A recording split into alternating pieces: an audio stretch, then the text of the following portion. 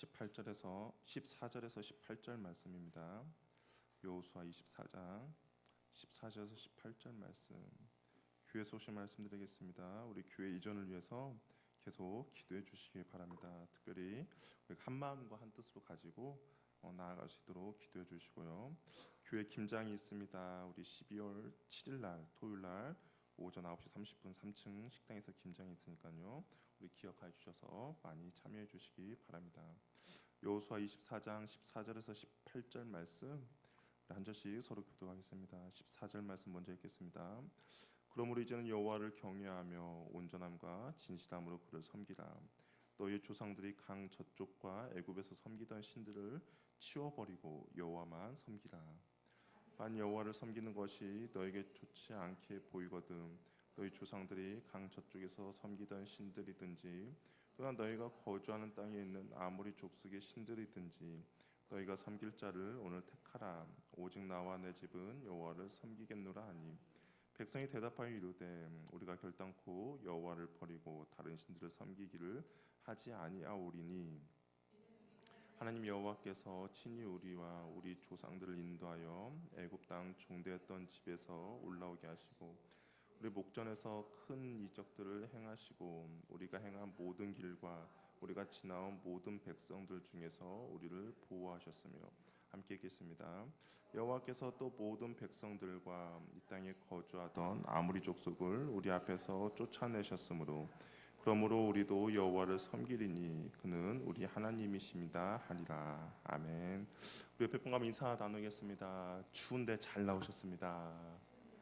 예, 날씨가 갑자기 추워졌어요. 정말 이 비바람을 뚫고 이렇게 오신 여러분들 그냥 돌아가지 마시고 하나님 은혜를 가득 안고 돌아가시길 바랍니다.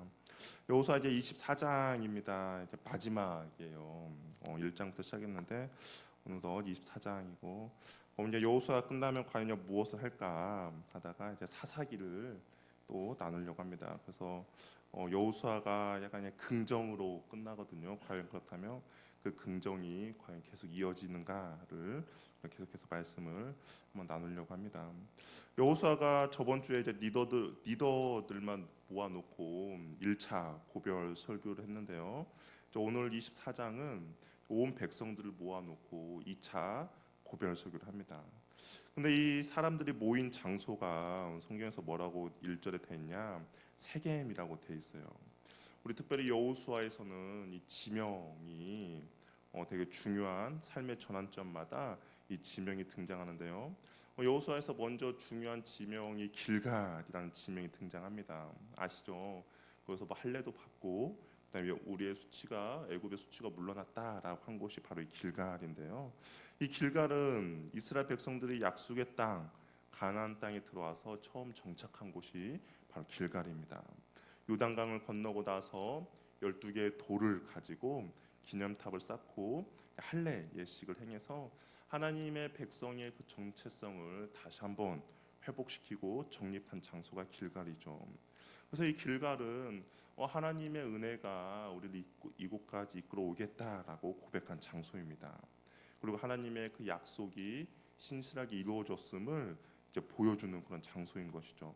그래서 하나님의 백성이고 또 하나님은 하나님 되심을 보여주는 장소가 이 길갈이라는 것인데 길갈이고요. 그 다음에 중요한 장소가 어딘가 바로 실로라는 장소예요. 이 실로는 왜 중요합니까? 이스라엘 백성들에게 이 실로는 가나안 땅에 들어와서 처음 장막이 세워진 곳이 바로 이 실로라는 곳입니다. 이게 하나님께 예배드리는 장소가 마련된 곳이 이 실로라는 것이죠. 하나님과 만나서 교제하는 장소고요. 하나님은 자기 백성에게 말씀하시고 또한 하나님의 백성들은 그 하나님의 말씀을 듣고 회개하며 그다음에 은혜를 체험하는 장소가 바로 실로라는 것이죠. 하나님의 백성됨을 이 실로에서 하나님을 예배하는 그런 장소가 실로인 겁니다. 주님과의 만남이 이루어진 장소인데요. 근데 오늘 본문에서 이스라엘 백성 어디에 모였습니까? 세겜에 모였죠. 이 세겜이라는 곳도 되게 중요한 장소인데 세겜이 처음 등장한 곳은 아브라함이 가나안 땅에 처음 방문했을 때 하나님께 처음 예배를 드린 곳이 바로 이 세겜입니다. 그리고 야곱이 자기가 다 가지고 다니던 우상을 땅에 파묻고 이제 하나님만 섬기고 주를 만을 위해서 살겠다고 결심한 곳이 바로 세겜인 거예요. 그러니까 세겜은 항상 하나님에 대한 헌신과 결단을 한 곳이 세겜이라는 것이죠. 그리고 이 세겜이라는 곳에는 그리심산과 에발산이 있어요. 우리 신명기를 보면 신명기 하반기를 보면 모세가 이제 그리심산과 에발산에서 복과 저주를 선포하죠. 그러면서 이스라엘 백성들에게 하나님만을 섬길 것을 이제 당부한 곳이 바로 이곳 장소입니다. 그리고 여호수아서에서 이 세겜이라는 곳이 또 어떤 곳이냐면 아간의 잘못을 인하여서 아이성에서 이스라엘 백성이 패배했죠. 그런데 다시 한번 이 세겜에서 하나님과의 언약을 갱신한 곳이 세겜입니다. 그러니까 이 세겜은 우리가 다시 한번 하나님께 결단하며 헌신하며 결심했던 장소가 세겜인데 오늘 여호수아도 이스라엘 백성들을 이 세겜 땅에 모아 놓고 이제 하나님에 대한 마지막 고백을 하는 것이죠.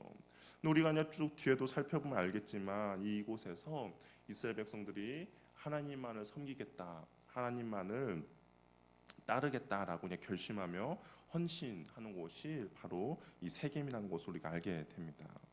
여호수아는 긴 부분을 이제 이스라엘 지난 역사 가운데 하나님께서 함께 하셨다는 것을 상기하는 것을 할애하고 있어요.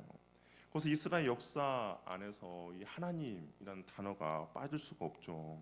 특별히 24장을 보면 이 하나님이라는 단어가 20번 이상이 등장합니다.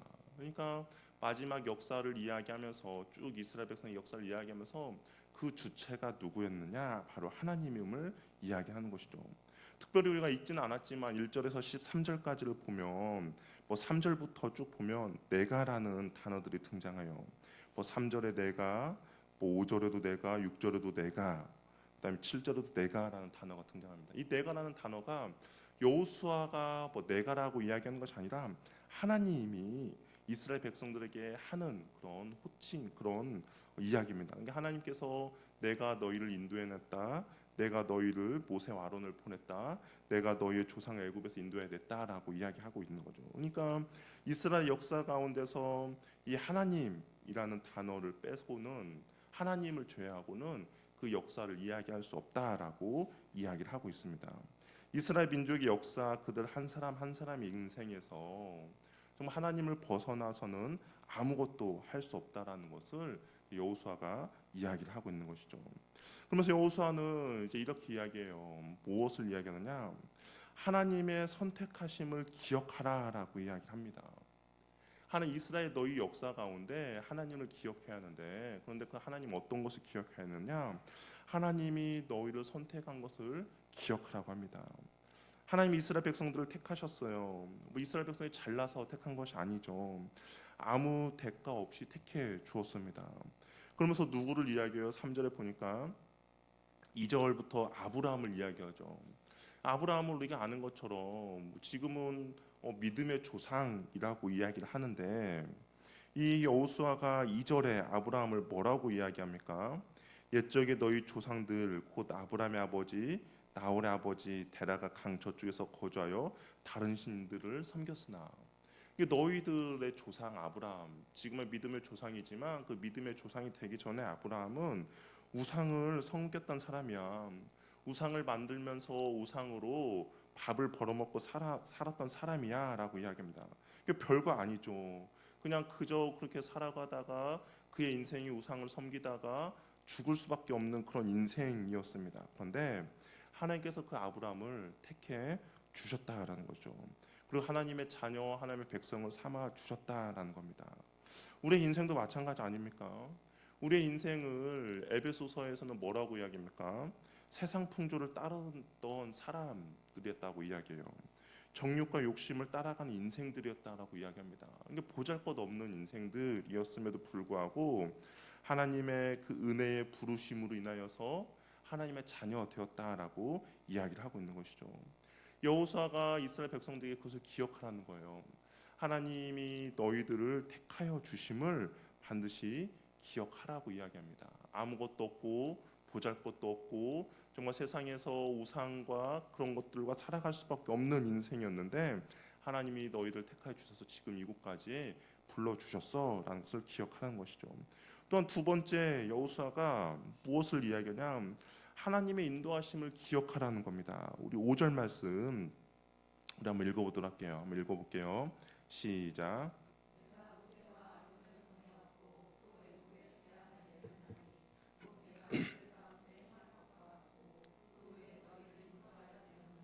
하나님이 이스라엘 백성들을 애굽에서 인도하여 냈다라고 이야기합니다. 근데 애굽에서만 인도해 낸 것이 아니라 무엇이에요?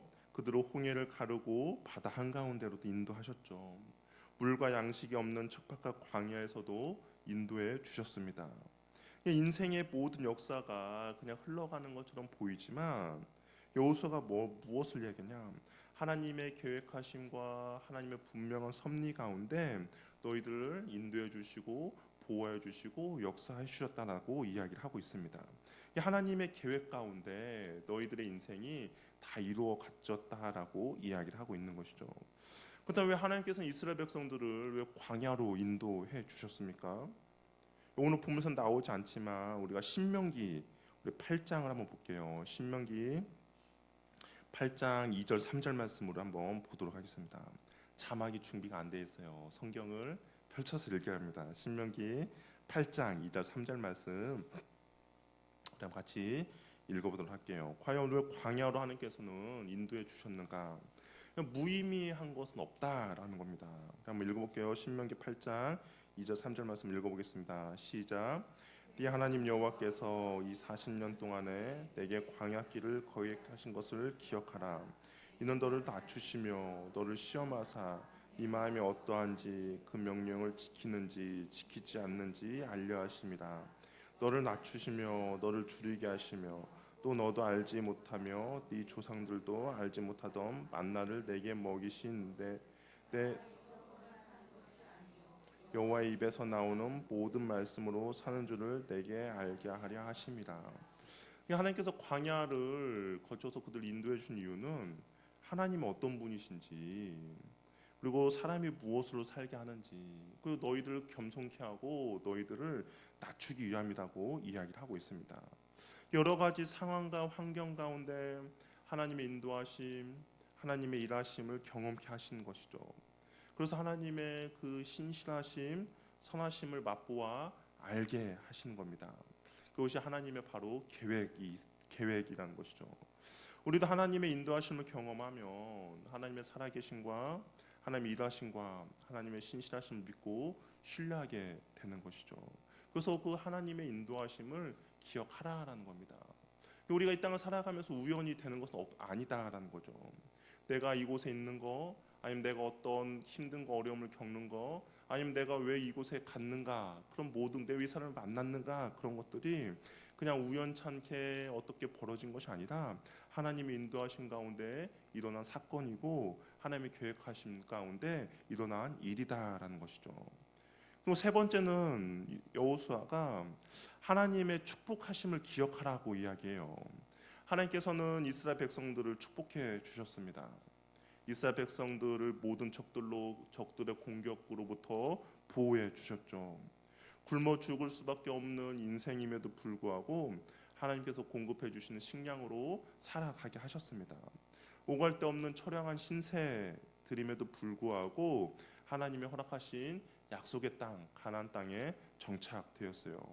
그래서 13절에 여호수아가 무엇이라고 이야기합니까? 13절에 내가 또 너희가 수고하지 아니한 땅과 너희가 건설하지 아니한 성읍들을 너희에게 주었더니라고 이야기를 하고 있어요. 너희가 수고하지도 않았는데 이 풍성함과 풍부한 것들이 하나님께서 너에게 주었다라고 이야기를 하고 있는 것이죠.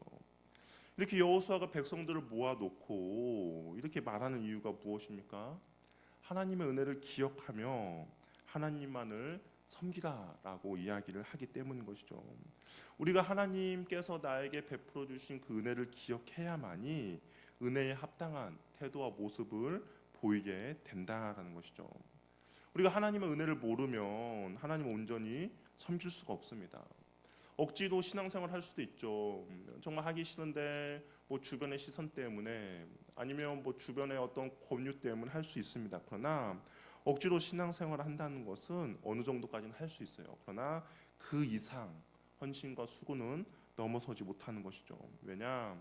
나에게 행하시고 베풀어 주신 은혜를 알아야만이 우리가 그 하나님을 위해서 헌신하며 수고하며 하나님만 온전히 섬기며 나아갈 수 있기 때문인 것이죠. 우리가 하나님의 은혜 가운데 산다는 것은 우리의 과거를 기억하는 겁니다. 우리가 지나온 과거를 자세히 들여다보면 모든 것이 하나님의 은혜가 아니고서는 있을 수 없다라는 것을 우리는 금방 알게 되고, 모든 것이 하나님의 은혜였다라는 것을 우리는 고백하게 됩니다. 여호수아가 왜 이렇게 길게 은혜를 이야기했느냐, 왜 여호수아가 하나님의 그것들을 기억하라고 이야기했느냐, 14절에 그 이유가 나오는데요. 우리 14절 말씀 한번 읽어보도록 하겠습니다. 읽어볼게요. 시작.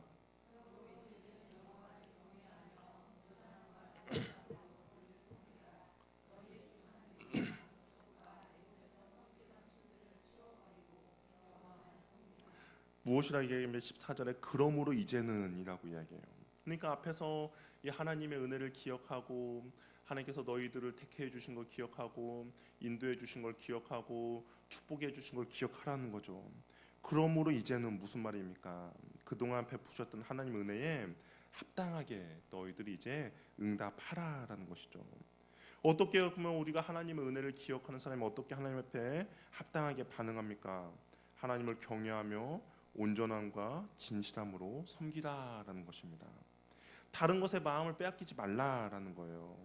온전히 하나님만을 진실되고 섬기라는 것이죠. 우리가 살아가는 세상은 우리의 마음을 빼앗는 것들이 너무나도 많습니다. 하나님만 온전히 바라보지 못하도록 미혹하는 것들이 있어요. 그래서 우리는 날마다 결단하며 결심해야 한다라는 것이죠. 여호와 하나님만을 섬기겠습니다라고 고백해야 합니다. 우리가 아침에 이런 고백을 하고 하루를 시작하더라도 우리의 마음을 미혹하고 우리의 시간을 빼앗는 것들이 너무나도 많이 있습니다. 쉽지 않죠. 우리가 결심하고 결단한다고 해서 그냥 되어진다면 얼마나 좋겠습니까? 근데 여호수아도 이것이 쉽지 않다는 것을 알았어요. 그래서 16절에 이야기합니다. 백성들의 이야기예요. 16절에 백성들이 말합니다. 결단코 여호와를 버리고 다른 신들을 섬기지 않겠다라고 이야기합니다. 여호수아가 그러므로 하나님만을 섬기라라고 14절에 이야기하니까 백성들이 16절에 그래 우리는 여호와만을 섬기겠습니다라고 이야기해요. 또 18절에도 여호와를 섬기겠습니다라고 이야기합니다. 근데 19절에 여호수아가 무엇이라고 이야기합니까? 우리 19절 말씀 한번 읽어볼게요. 한번 읽어보겠습니다. 시작.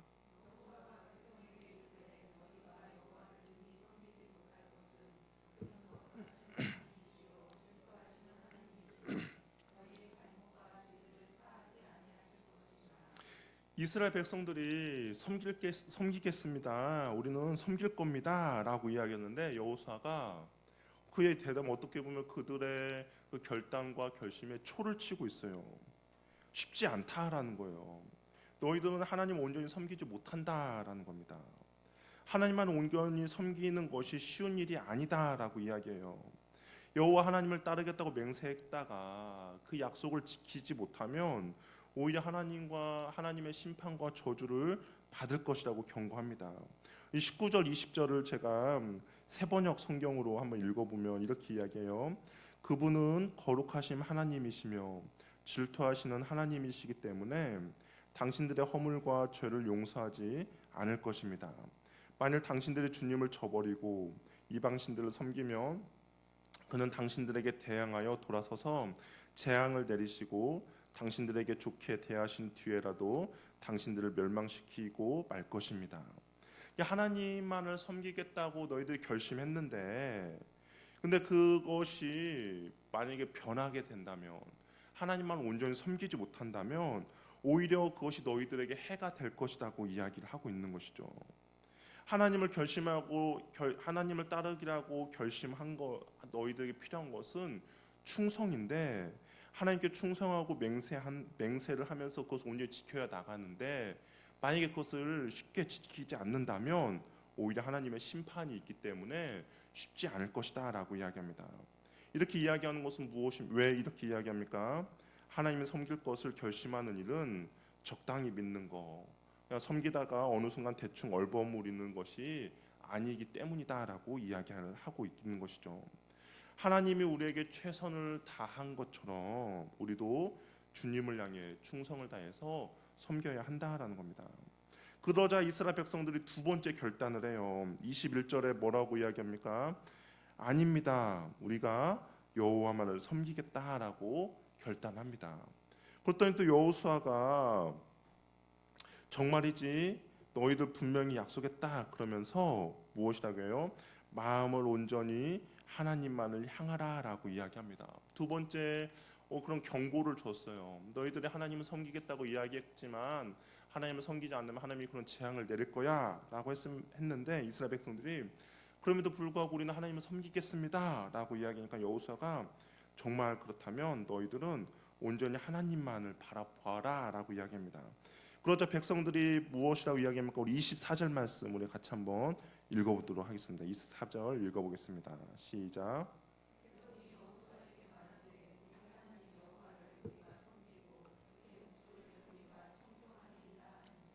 세 번 결단을 합니다. 이 세겜이라는 곳에서 이스라엘 백성들이 그래요 우리는 여호와 하나님만 섬기고 그의 목소리를 청종하겠습니다라고 이야기합니다. 이 하나님의 말씀을 청종할 때 우리의 믿음이 생기고 우리에게 하나님에 향한 충성심이 생기는 것이죠. 나의 다짐으로 하나님 앞에 충성되이 바로 서는 것이 아닙니다. 하나님의 말씀을 듣고 그 말씀 가운데 반응하며 나아갈 때 우리는 주님 앞에 믿음으로 충성되게 반응하는 것이죠. 여호수아가 이렇게까지 하는 이유는 무엇입니까? 왜 이렇게까지 신신당부하면서 너희들은 여호와 하나님을 끝까지 섬기지 못할 거야. 혹시 섬기다가 포기하면 하나님께 오히려 더 심판을 받을 거야 라고 그렇게 이야기한 이유는 무엇입니까? 백성들의 미래가 눈에 선하게 보이기 때문인 거죠. 지금은 당장이라도 하나님만을 섬기겠다고 하나님께 충성되겠다라고 말을 하지만 많은 유혹과 갈등 속에서 그 마음을 지키는 것이 쉽지 않기 때문입니다. 그래서 약속을 다짐하게 하고 또 다짐하게 하는 것이죠. 왜 여호수아는 고별 설교에서 신앙에 대한 문제만 강조하고 있습니까? 지금 이스라엘 백성들 가나안 땅에서 그냥 정착해서 살아갈 때 생각할 때 먹고 사는 문제가 중요하죠. 농사는 어떻게 지어야 하는지, 그리고 또한 이 정착하며 살으니까 주변의 나라로부터 군사력은 어떻게 방어태세를 갖춰야 하는지, 또 이 땅 가운데 어떻게 우리가 살아야 되는지에 대해서 정말 준비하고 말할 것이 얼마나 많이 있습니까? 그럼에도 불구하고 여호수아는 그런 거 이야기하지 않아요. 어떤 것만 이야기합니까? 오직 신앙만 굳게 지켜라라고 이야기합니다. 오직 하나님만을 섬기라라고 이야기해요. 오직 하나님 앞에서만 충성되이 행하라고 이야기를 하고 있습니다. 왜냐하면 땅은 이스라엘 백성들이 지킬 수 있는 것이 아니기 때문입니다. 그들에게 있어서 농사는 그들이 노력한다고 해서 풍성한 결실을 맺는 것이 아니기 때문인 것이죠. 어떻게 해야 이 땅도 지키고 풍성한 결실을 맺을 수 있어요? 하나님이 해 주셔야만이 이 땅도 지킬 수 있고 이 농사도 풍성히 지킬 수 있고 이 땅에서 온전히 영원히 살아갈 수 있다라는 것을 알기 때문에 하나님만을 섬기며 하나님 앞에 충성되게 행하라고 이야기를 하고 있는 것이죠. 우리가 지킬 것은 땅이 아니라 하나님을 향한 믿음인 것이죠. 하나님의 언약의 말씀을 붙들고 살아가는 겁니다. 여호수아는 이걸 알았어요. 그래서 이스라엘 민족이 스스로 지켜 나갈 수 있는 것이 하나도 없음을 알고 대신에 하나님만을 지키며 그 믿음을 지키며 나갈 때 하나님께서 모든 것들을 지켜주시는 것을 알기 때문에 하나님만을 섬기며 하나님께만 충성될 것을 강요하고 있는 것이죠. 우리도 마찬가지 아닙니까? 우리가 지킬 수 있는 거 하나도 없는 것이죠. 우리의 가정 우리가 노력한다고 해서 지켜줄 수 있습니까? 우리의 자녀 문제 내가 자녀들을 24시간 따라다닐 수 없죠. 우리의 사업도 건강도 마찬가지입니다.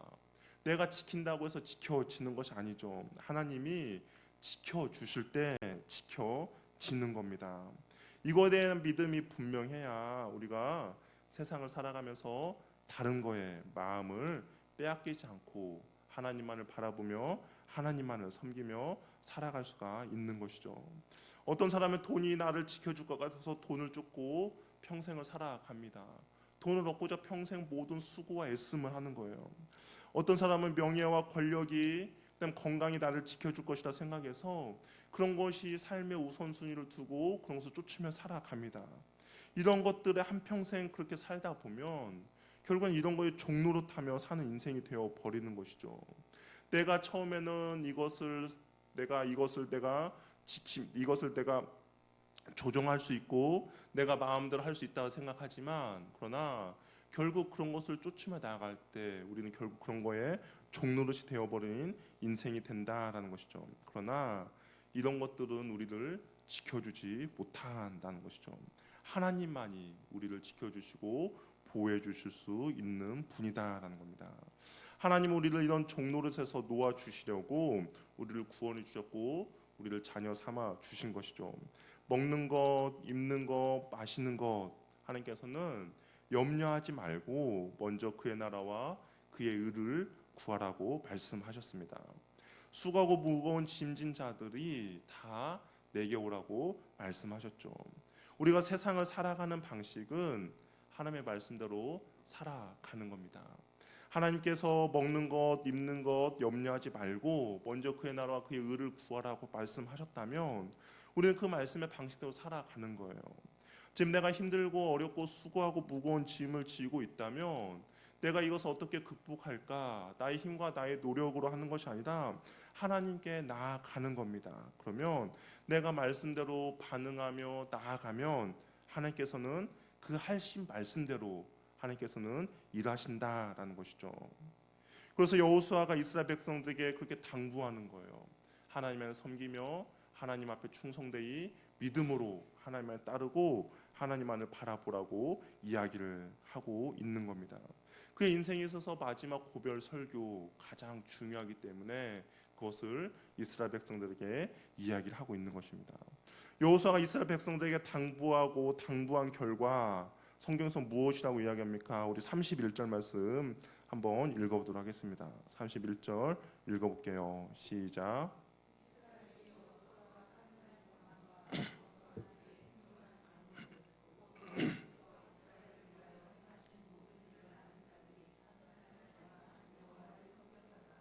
여호수아가 그렇게 당부하니까 어떻게 됩니까? 하나님께서 이들이 사는 날 동안 여호와를 섬겼다라고 이야기하죠. 이들이 여호와를 섬기면서 하나님께서는 분명히 이들에게 복을 허락해 주셨고 축복과 은혜를 허락해 주십니다. 우리가 이렇게 살고 우리 자녀들도 이렇게 살아야 할 것입니다. 다른 거에 마음을 빼앗기지 말고 다른 거에 시선을 돌리지 말고 오직 여호와 하나님을 바라보며 충성스럽게 그의 말씀을 청종하며 말씀대로 살아갈 때 하나님이 주신 은혜와 복을 누리며 살아가게 된다라는 것이죠. 우리의 삶이 물된 동산처럼 시냇가에 심긴 나무처럼 철을 따라 아름다운 열매를 맺는 삶이 되기를 바랍니다. 그러기 위해서는 여호와 하나님이 우리에게 해주셨던 그 은혜를 꼭 기억하시길 바랍니다. 하나님께서 나에게 어떤 은혜를 베풀어 주셨는지를 기억하시고 그리고 그 은혜를 기억함으로 우리가 온전히 여호와 하나님만을 섬기겠다고 결단하며 결심하시길 바랍니다. 이 결심과 결단이 나의 의지로만 멈추는 것이 아니라 하나님의 말씀을 잘 듣고 그 말씀 가운데 순종하며 나아갈 때 우리는 주님 앞에 충성되이 믿음으로 나아가게 될 것입니다. 그럴 때 하나님께서 하신 약속의 말씀들이 우리의 삶에서 하나님께서 행하시고 하나님께서 지켜주시고 인도해 주실 것입니다. 그러한 은혜를 누리는 저와 여러분 되기를 바랍니다. 기도하겠습니다. 우리 시간 기도할 때